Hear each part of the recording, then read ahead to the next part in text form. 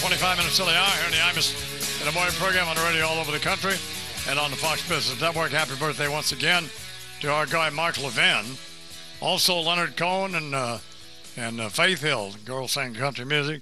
That's good. She's on that Monday Night Football deal. Tomorrow, Ted Rhymes, Mike Lupica, and Senator Bob Kerrey.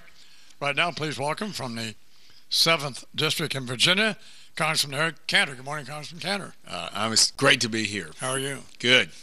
So you've got this new book, you and Paul Ryan and Kevin McCarthy, Young Guns, a New Generation of Conservative Leaders. What's this all about? The three of us got together a few years back and sort of realized, our party had been walloped in the polls in 06 and then again in 08. And we said, we're tired. We're tired of losing, and we've got to get back on track, and we can help our country. Fred Barnes had wrote an article about us and dubbed what we were doing the Young Guns effort. And what it turned into is now, 2 years later, 75 candidates across the country operating under this program that really are individuals who want to go to Washington to change the culture, so that people aren't necessarily thinking they're going to that town to bring home a pork barrel project, a bridge, or something like that, but they're actually going to try and make sure that government starts to work for the people that pay for it. And it's that simple. And, as we approach this upcoming election, I do think that it is that spirit which the people are looking for. And, the essence of it all, it's time to put up or shut up. And these Young Guns candidates are the real thing. Everybody, not to be cynical, but not that I would be, but that's a noble goal. And everybody says they're going to do that. The guys on the right and guys on the left, but nobody ever does. But it sounds good. Well, I think we've got some examples to point to of late. If you look at the experience in my state of Virginia with the election of Governor McDonnell, or here in this area with the election of Governor Christie. Those are two individuals who have taken to it to make sure that, first and foremost, you got to be honest with the voters and stop making promises you can't keep, and start doing what people expect, which is to, cut the government spending, rein in its size, sort of recalibrate, if you will, in terms of the relationship between the government and the private sector, and let people start to hope again in America and create the entrepreneurial spirit back again. That's what we're lacking right now. People have no sense that we can once again grab onto this opportunity and American dream that we've seemed to have lost. Well, I was just talking to Matt Taibbi, who's I greatly recommend his new book, Griftopia, which is he took the trouble to understand what happened in the financial crisis and to be able to, this guy writes for Rolling Stone. He's brilliant. He took the time to figure out what a credit default swap or all of that stuff, understands it thoroughly. And he may be cynical, but he writes, and I believe people will think when they read this, because they already believe it, that there's a class of people, grifters he calls them, on Wall Street who are playing us for suckers, you guys in Congress and everybody else for suckers, and that they are the only people winning in this country. Well, there is talking about no hope.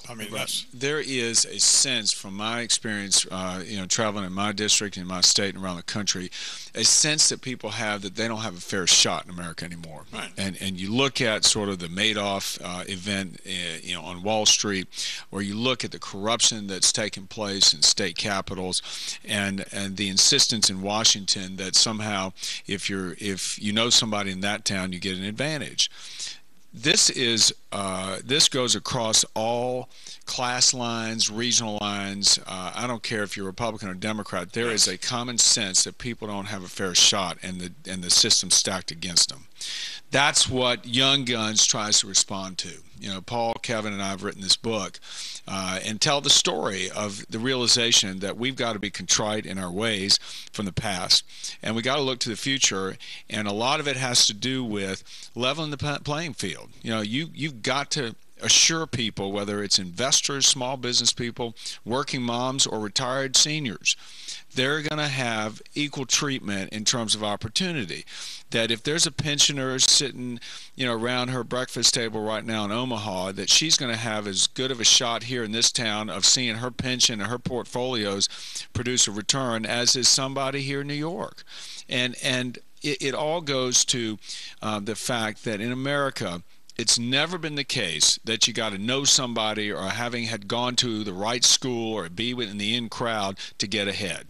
Because of course it has. That's the history of the country. But that's certainly the history of Washington. Well, that's the case. That's why we got to change the culture.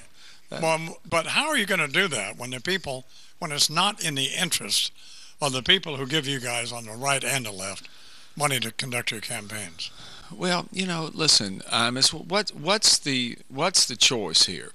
You want to have... Well, don't be asking me questions. Answer mine. If I knew anything, I'd be sitting where you are. What's the choice here? You want to have... How are you going to do that and still stay in office? You want to have, in my opinion, the most transparent system possible, so that people, they have to be honest. You don't even tempt them to hide from the truth. And the same goes in campaign finance. I don't support government paying for people's campaigns. I mean, I just don't. I think certainly now government's got way too much into so many things that ought not be in. And taxpayers don't have any business funding folks. Yeah, but do we want the pharmaceutical industry and these other people to pay for the campaigns? Well, I mean, Imus, if you think what is the best guard against, corruption or the dereliction of duty in public office, it's transparency. You arm the public with information, and you expose who is getting support from where. I think the public and the people across this country are intelligent enough to make a choice.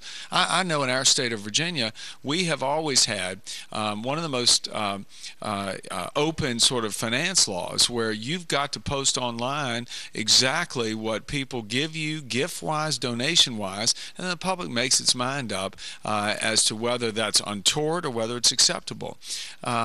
So, again, I think the choice is if we're going to have free and open elections in this country and we're going to allow people to essentially speak out, I think we've got to strive for transparency. Now, the way that the system has evolved, it's a joke. It's a joke. We've moved so far from transparency now, you don't know who is helping whom, and these voices on all the radio and TV ads now are paid for by some group that no one even knows what it is. So, well, it's a noble goal to change all that, and I hope you do. Well, it is about a cultural shift, hopefully, in Washington. I'm sorry to tell you that's just not going to happen. So. But you may be okay, and at least the people of Virginia will be represented well. And what role, we're talking about the Congressman Eric Cantor, he and Paul Ryan and Kevin McCarthy wrote this book. Did you guys write it or your staff write it? No, we worked with an individual. No, not the staff. Okay. And I had a lot of input. Obviously, a lot of us have. All three of us have had. But you weren't sitting there slaving over the computer. No. Okay. No. But the information is here. That's all we care about. No. What difference does it make? A lot of it's compiled from speeches and articles and other things that the three of us have authored. See, I sit here. Anyway, I was mentioning we're talking about Eric Cantor. His book's called Young Guns.